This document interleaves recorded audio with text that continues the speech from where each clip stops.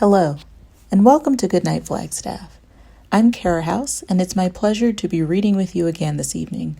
Thank you for tuning into our community story time.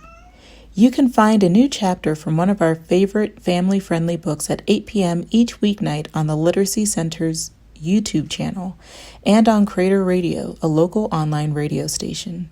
The previous chapter is replayed on Crater Radio each weeknight at about 7:30, just before the new chapter airs.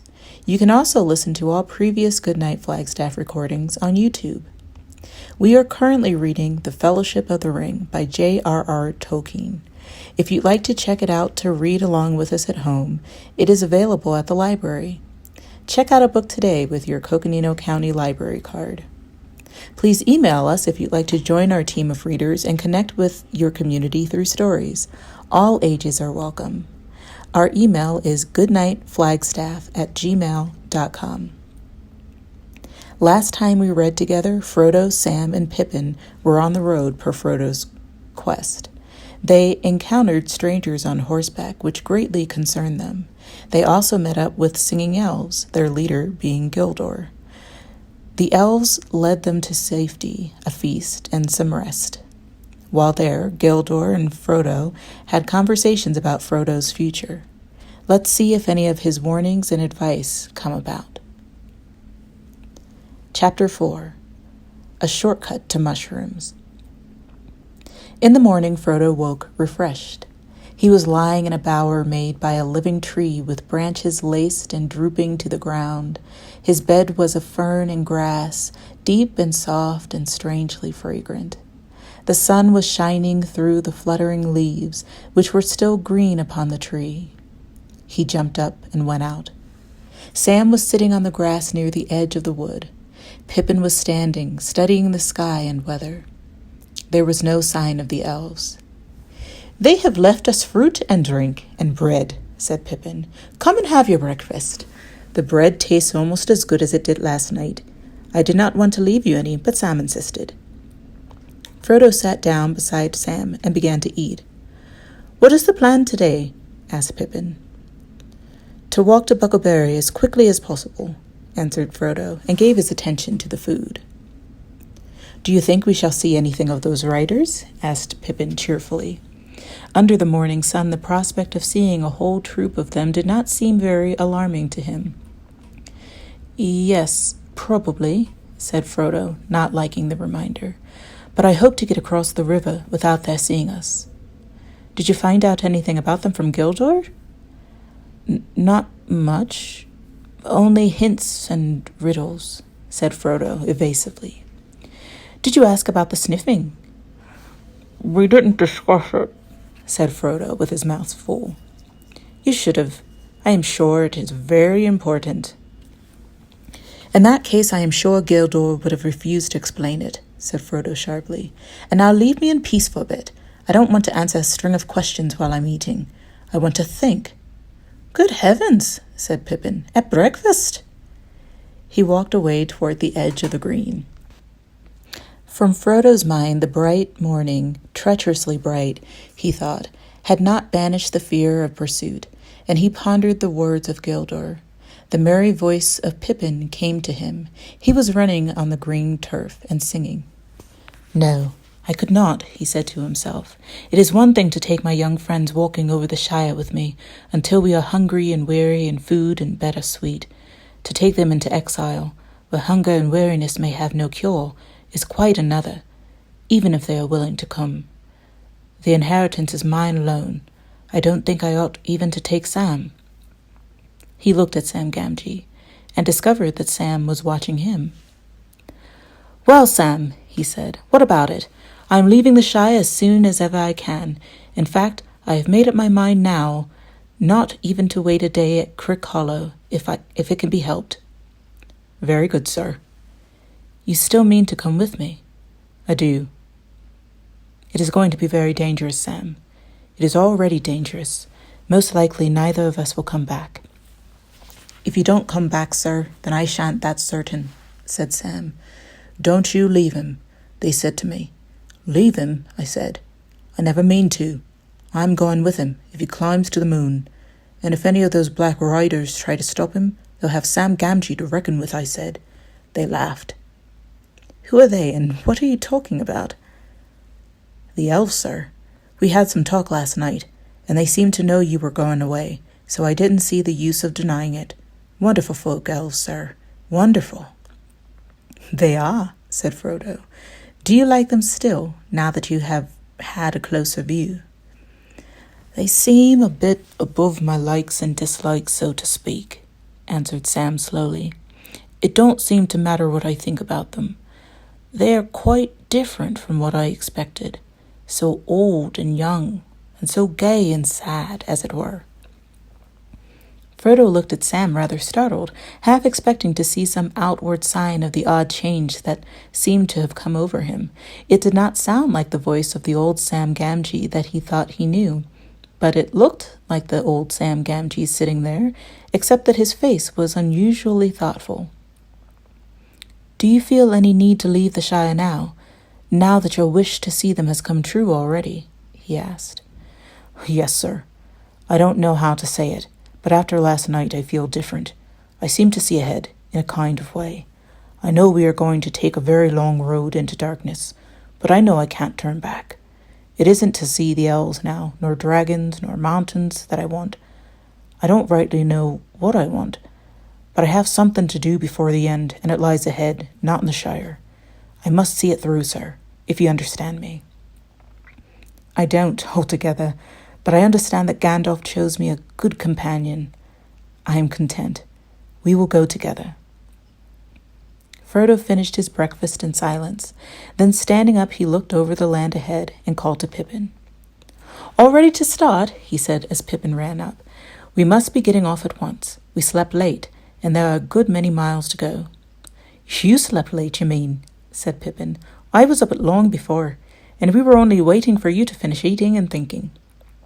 I have finished both now, and I am going to make for Buckleberry Ferry as quickly as possible. I'm not going out of the way, back to the road we left last night. I'm going to cut straight across country from here. Then you're going to fly, said Pippin. You won't cut straight on foot anywhere in this country. We can cut straighter than the road anyway, answered Frodo. The ferry is east from Woodhall, but the hard road curves away to the left. You can't see a bend of it away north over there.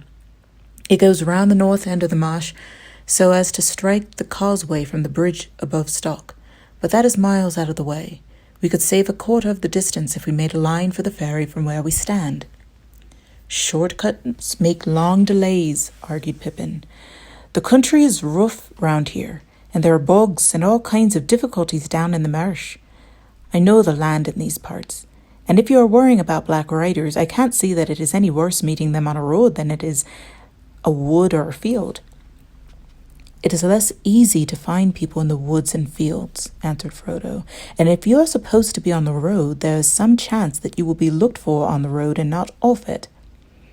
All right, said Pippin, I will follow you into every bog and ditch, but it is hard. I have counted on passing the Golden Perch at Stock before sundown, the best beer in the East Farthing, or used to be. It is a long time since I tasted it. That settles it, said Frodo. Shortcuts make delays, but inns make longer ones. At all costs, we must keep you away from the Golden Perch. We want to get to Buckleberry before dark. What do you say, Sam? I will go along with you, Mr. Frodo, said Sam, in spite of private misgivings and a deep regret for the best beer in the East Farthing. Then if we are going to toil through bog and briar, let's go now, said Pippin. It was already nearly as hot as it had been the day before, but clouds were beginning to come up from the west. It looked likely to turn to rain. The hobbits scrambled down a steep green bank and plunged into the thick trees below. Their course had been chosen to leave Woodhall to their left and to cut slanting through the woods that clustered along the eastern side of the hills until they reached the flats beyond. Then they could make straight for the ferry over country that was open, except for a few ditches and fences. Frodo reckoned they had 18 miles to go in a straight line. He soon found that the thicket was thicker and more tangled than it had appeared. There were no paths in the undergrowth, and they did not get on very fast. When they had struggled to the bottom of the bank, they found a stream running down from the hills behind in a deeply dug bed with steep, slippery sides overhung with brambles. Most inconveniently, it cut across the line they had chosen. They could not jump over it, nor indeed get across it at all without getting wet, scratched, and muddy.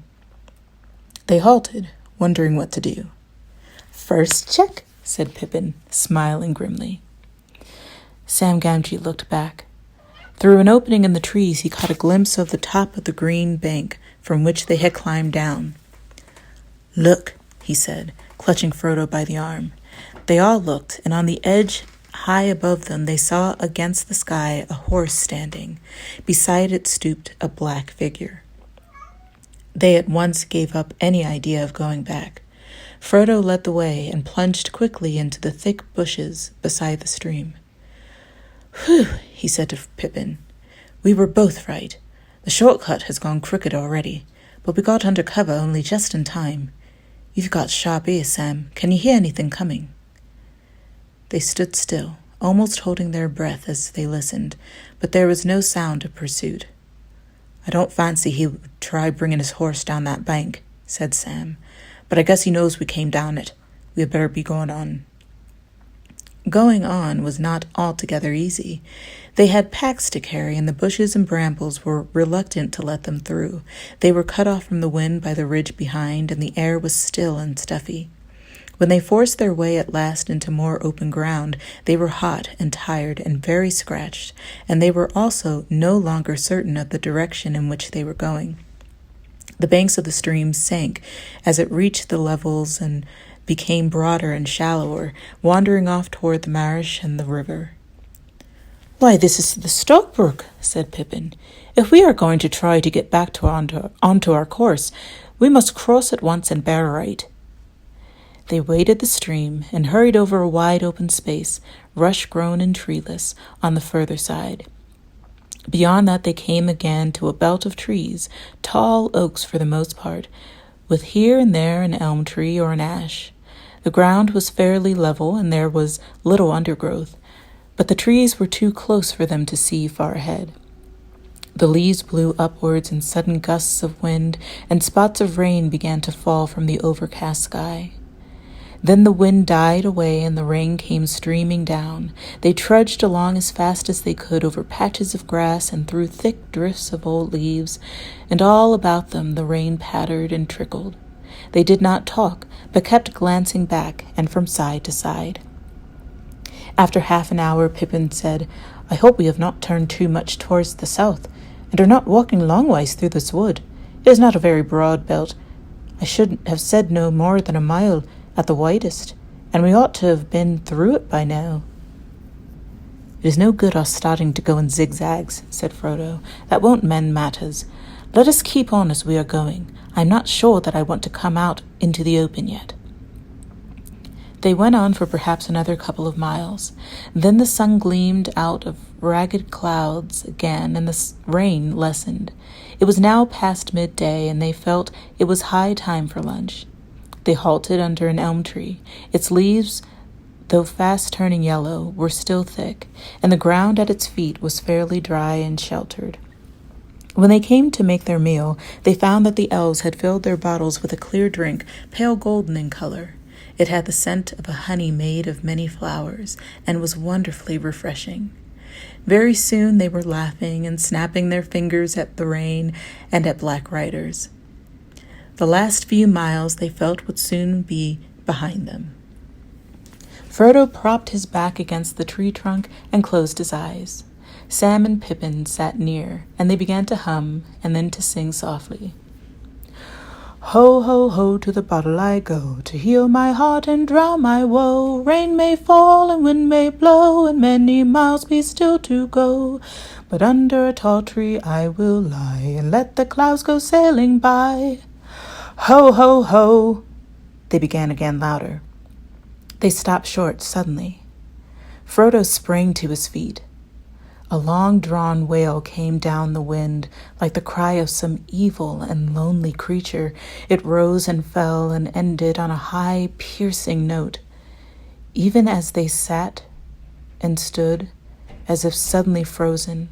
It was answered by another cry, fainter and further off, but no less chilling to the blood. There was then a silence, broken only by the sound of the wind in the leaves. "And what do you think that was?" Pippin asked at last, trying to speak lightly but quavering a little. "If it was a bird, it was one that I never heard in the Shire before." "It was not bird or beast," said Frodo. "It was a call or signal. There were words in that cry, though I could not catch them, but no hobbit has such a voice." No more was said about it. They were all thinking of the riders, but no one spoke of them. They were now reluctant either to stay or go on, but sooner or later they had got to get across the open country to the ferry, and it was best to go sooner and in daylight. In a few moments they had shouldered their packs again and were off. Before long the wood came to a sudden end. Wide grasslands stretched before them. They now saw that they had, in fact, turned too much to the south. Away over the flats they could glimpse the low hill of Buckleberry across the river, but it was now to their left. Creeping cautiously out from the edge of the trees, they set off across the open as quickly as they could. At first they felt afraid, away from the shelter of the wood. Far back behind them stood the high place where they had breakfast. Frodo half expected to see the small distant figure of a horseman on the ridge dark against the sky, but there was no sign of one. The sun escaping from the breaking clouds as it sank towards the hills they had left was now shining brightly again. Their fear left them, though they still felt uneasy, but the land became steadily more tame and well-ordered. Soon they came into well-tended fields and meadows. There were hedges and gates and dikes for drainage. Everything seemed quiet and peaceful, just an ordinary corner of the Shire.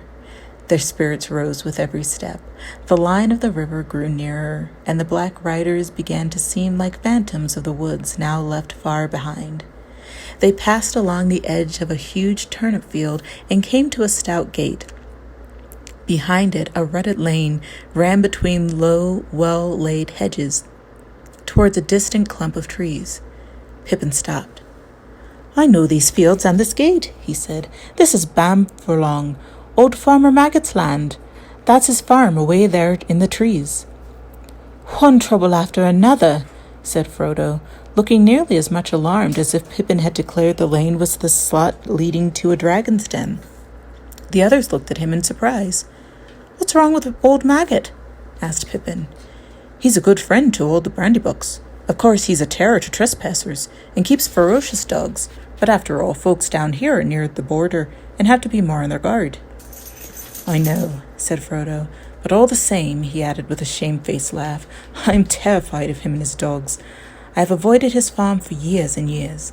He caught me several times trespassing after mushrooms when I was a youngster at Brandy Hall. On the last occasion he beat me, and then took me and showed me to his dogs. 'See, lads,' he said, 'next time this young varmint sets foot on my land, you can eat him. Now see him off.' They chased me all the way to the ferry. I have never got over the fright, though I dare say the beasts knew their business and would not really have touched me." Pippin laughed. "Well, it's time you made it up, especially if you are coming back to live on Buckland. Old Maggot is really a stout fellow, if you leave his mushrooms alone. Let's get into the lane, and then we shan't be trespassing. If we meet him, I'll do the talking. He is a friend of Mary's, and I used to come here with him a good deal at one time." They went along the lane until they saw the thatched roofs of a large house and farm buildings peeping out among the trees ahead. The Maggots and the Pudifoots of stock and most of the inhabitants of the marsh were house-dwellers, and this farm was stoutly built of brick and had a high wall all around it. There was a wide wooden gate opening out of the wall into the lane. Suddenly, as they drew nearer, a terrific bang and barking broke out, and a loud voice was heard shouting, "Grip! Fine! Woof! Come on, lads!" Frodo and Sam stopped dead, but Pippin walked on a few paces.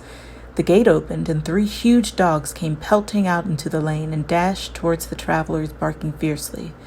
They took no notice of Pippin, but Sam shrank against the wall. while two wolfish-looking dogs sniffed at him suspiciously and snarled if he moved. The largest and most ferocious of the three halted in front of Frodo, bristling and growling. Through the gate there now appeared a broad, thick-set hobbit with a round, red face. "Hello, hello, and who may you be, and what may you be wanting?" he asked. "Good afternoon, Mr. Maggot," said Pippin. The farmer looked at him closely. "Well, if it isn't Master Pippin, Mr. Peregrine Took, I should say," he cried, changing from a scowl to a grin. "It's a long time since I saw you round here. It's lucky for you that I know you. I was just going out to set my dogs on any strangers. There are some funny things going on today. Of course, we do get queer folk wandering in these parts at times, too near the river," he said, shaking his head. "But this fellow was the most outlandish I've ever set eyes on. He won't cross my land without leave a second time, not if I can stop it." "What fellow do you mean?" asked Pippin. "Then you haven't seen him," said the farmer. "He went up the lane toward the causeway not a long while back. He was a funny customer and asked funny questions, but perhaps you'll come along inside and we'll pass the news more comfortably. I've a drop of good ale on tap, if you and your friends are willing, Mr. Took." It seemed plain that the farmer would tell them more, if allowed to do it in his own time and fashion, so they all accepted the invitation. "Oh, what about the dogs?" asked Frodo anxiously. The farmer laughed. "They won't harm you, not unless I tell them to. Grip, fine, hail!" he cried. "Hail, wolf!" To the relief of Frodo and Sam, the dogs walked away and let them go free. Pippin introduced the other two to the farmer. "Mr. Frodo Baggins," he said. "You may not remember him, but he used to live at Brandy Hole." At the name Baggins, the farmer started and gave Frodo a sharp glance. For a moment, Frodo thought that the memory of stolen mushrooms had been aroused and the dogs would be told to see him off, but Farmer Maggot took him by the arm. "Well, if that isn't queerer than ever," he exclaimed. "Mr. Baggins, is it? Come inside. We must have a talk." They went into the farmer's kitchen and sat by the wide fireplace. Mrs. Maggot brought out beer in a huge jug and filled 4 large mugs. It was a good brew, and Pippin found himself more than compensated for missing the golden perch. Sam sipped his beer suspiciously. He had a natural mistrust of the inhabitants of other parts of the Shire, and also he was not disposed to be quick friends with anyone who had beaten his master, however long ago. After a few remarks about the weather and the agricultural prospects, which were no worse than usual, Farmer Maggot put down his mug and looked at them all in turn. "Now, Mr. Peregrine," he said, "where might you be coming from, and where might you be going to? Were you coming to visit me? For if so, you had gone past my gate without me seeing you." "Well, no," answered Pippin. "To tell you the truth, since you have guessed it, we got into the lane from the other end. We had come over your fields, but that was quite by accident. We lost our way in the woods back near Woodall, trying to take a short cut to the ferry." "If you were in a hurry, the road would have served you better," said the farmer. "But I wasn't worrying about that. You have to leave to walk over my land if you have a mind, Mr. Peregrine. And you, Mr. Baggins, though I dare say you still like mushrooms." He laughed. "Oh, yes, I recognize the name. I recollect the time when young Frodo Baggins was one of the worst young rascals of Buckland, but it wasn't mushrooms I was thinking of. I just heard the name Baggins before you turned up.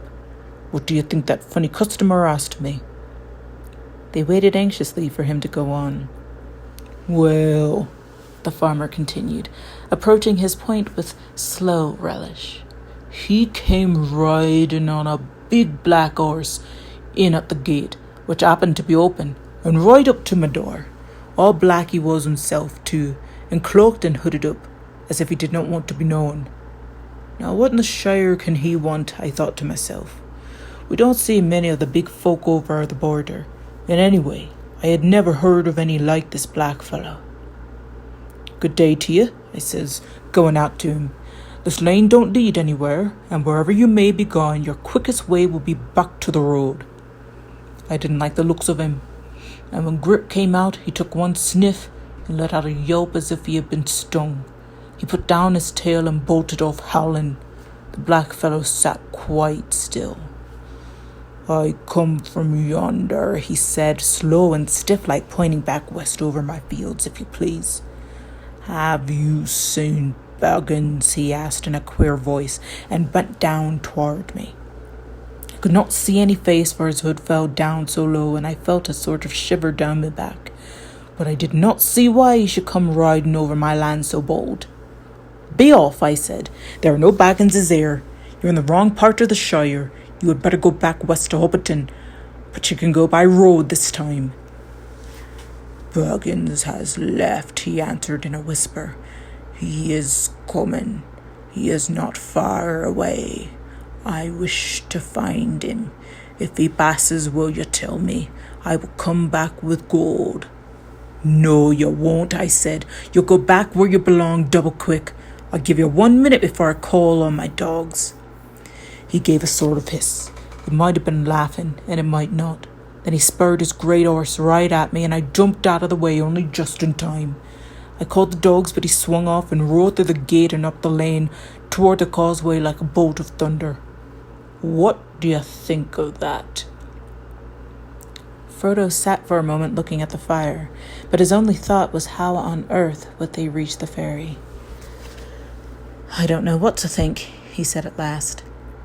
"Then I'll tell you what to think," said Maggot.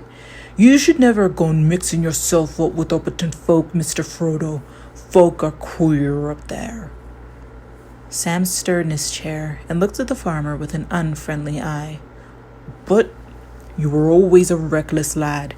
When I heard you had left the brandy books and gone off to that old Mr. Bilbo, I said that you were going to find trouble. Mark my words, this all comes of those strange doings of Mr. Bilbo's. His money was got in some strange fashion in foreign parts, they say. Maybe there are some that want to know what has become of the gold and jewels that he buried in the hills of Hobbiton, as I hear." Frodo said nothing. The shrewd guesses of the farmer were rather disconcerting. "Well, Mr. Frodo," Maggot went on, "I'm glad that you've had the sense to come back to Buckland. My advice is, stay there, and don't get mixed up with these outlandish folk. You'll have friends in these parts. If any of these black fellows come after you again, I'll deal with them. I'll say you're dead, or have left the Shire, or anything you like. And that might be true enough, for as like as not it is old Mr. Bilbo they want news of." "Maybe you're right," said Frodo, avoiding the farmer's eye and staring at the fire. Maggot looked at him thoughtfully.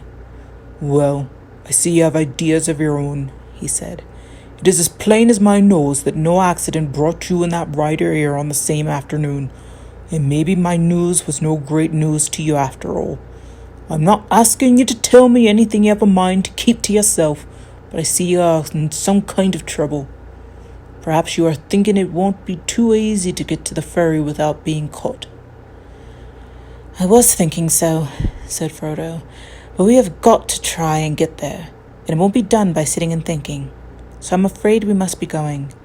Thank you very much indeed for your kindness. I've been in terror of you and your dogs for over 30 years, Farmer Maggot, though you may laugh to hear it. It's a pity, for I've missed a good friend. And now I'm sorry to leave so soon, but I'll come back, perhaps, one day, if I get a chance." "You'll be welcome when you come," said Maggot, "but now I've a notion. It's near sundown already, and we are going to have our supper, for we mostly go to bed soon as the sun. If you and Mr. Peregrine and all could stay and have a bite with us, we would be pleased." "And so should we," said Frodo, "but we must be going at once, I'm afraid. Even now it will be dark before we can reach the ferry." "Oh, but wait a minute.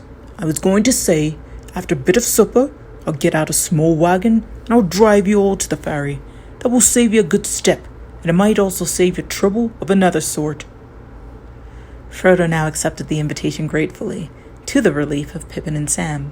The sun was already behind the western hills, and the light was failing. 2 of Maggot's sons and his 3 daughters came in, and a generous supper was laid on the large table. The kitchen was lit with candles, and the fire was mended. Mrs. Maggot bustled in and out. 1 or 2 other hobbits belonging to the farm household came in. In a short while 14 sat down to eat. There was beer in plenty, and a mighty dish of mushrooms and bacon, besides much other solid farmhouse fare. The dogs lay by the fire and gnawed rinds and cracked bones. When they had finished, the farmer and his sons went out with a lantern and got the wagon ready. It was dark in the yard when the guests came out. They threw their packs on board and climbed in. The farmer sat in the driving seat and whipped up his 2 stout ponies. His wife stood in the light of the open door. "You be careful of yourself, Maggot," she called. "Don't go arguing with any foreigners, and come straight back." "I will," said he, and drove out of the gate. There was now no breath of wind stirring. The night was still and quiet, and a chill was in the air. They went without lights and took it slowly. After a mile or 2, the lane came to an end, crossing a deep dike and climbing a short slope up onto the high-banked causeway. Maggot got down and took a good look either way, north and south, but nothing could be seen in the darkness, and there was not a sound in the still air. Thin strands of river mist were hanging above the dikes and crawling over the fields. "It's going to be thick," said Maggot, "but I'll not light my lanterns till I turn for home. We'll hear anything on the road long before we meet it tonight." It was 5 miles or more from Maggot's Lane to the ferry. The hobbits wrapped themselves up, but their ears were straining for any sound above the creaks of the wheels and the slow clop of the ponies' hoofs. The wagon seemed slower than a snail to Frodo. Beside him, Pippin was nodding toward sleep, but Sam was staring forwards into the rising fog.